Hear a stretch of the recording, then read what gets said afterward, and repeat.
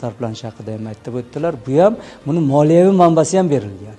Ya'ni har bir mahallada tadbirkorlikning rivojlanishi, odamlarning salohiyatini ishga tushirish bo'yicha islohotlarni bir yangi bosqichga olib chiqilishi bu oldimizga qo'yilgan eng katta vazifa. Odamlarning salohiyatini ishga solib, ya'ni o'sha har bir mahalla doirasida o'zini daromadini ko'paytirish orqali mamlakatning rivojiga hissa qo'shadi. Oila farovon bo'ladi, shu bilan mamlakat ham rivojlanadi, soliqlar tushadi, qo'shimcha ish joylari ochiladi. Prezidentimiz o'sha olib borayotgan islohotlarning natijasi sifatida qarashimiz mumkinki, keyingi davrlarda har bir tashkilotga, muassasaga raqamlashtirish, sun'iy intellekt joriy qilindi.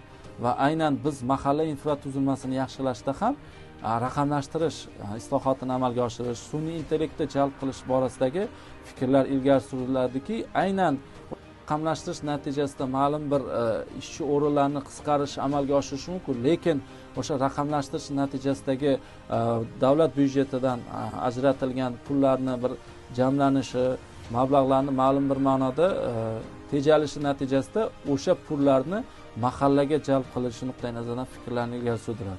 Va keyingi davrlarimizning islohotlari mevasi sifatida qarashimiz mumkinki, aynan aniq bir mexanizmni joriy qilish. Prezidentimizni aynan murojaatnomalarida aynan mahalla bilan bog'liq bo'lgan aniq mexanizmni ko'ra olamiz.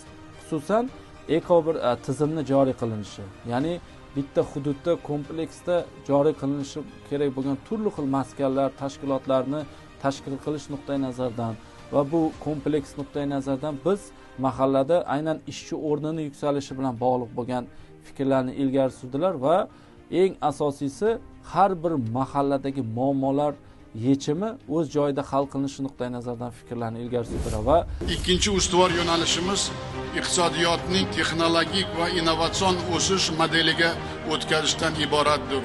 Jahon miqyosida raqobat tobora kuchayib borayotgan hozirgi sharoitda faqat yuqori qo'shilgan qiymatli mahsulot ishlab chiqaradigan davlatlardagina dunyo bozorida o'z o'rniga ega bo'lmoqda. Shuning uchun iqtisodiyotning barcha sohalarida yuqori samaradorlikka erishish kelgusida islohotlarimizning bosh mezoni bo'lishi shart.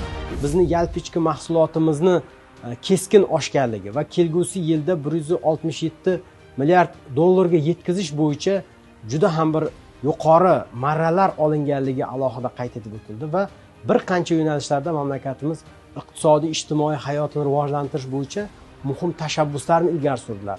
Hurmatli prezidentimiz parlament oldiga bevosita biz qabul qilishimiz lozim bo'lgan va kelgusida e'tibor qaratishimiz lozim bo'lgan muhim qonunlarni qabul qilish zarurati haqida ham alohida to'xtalib o'tdilar. Shu bilan birgalikda hurmatli prezident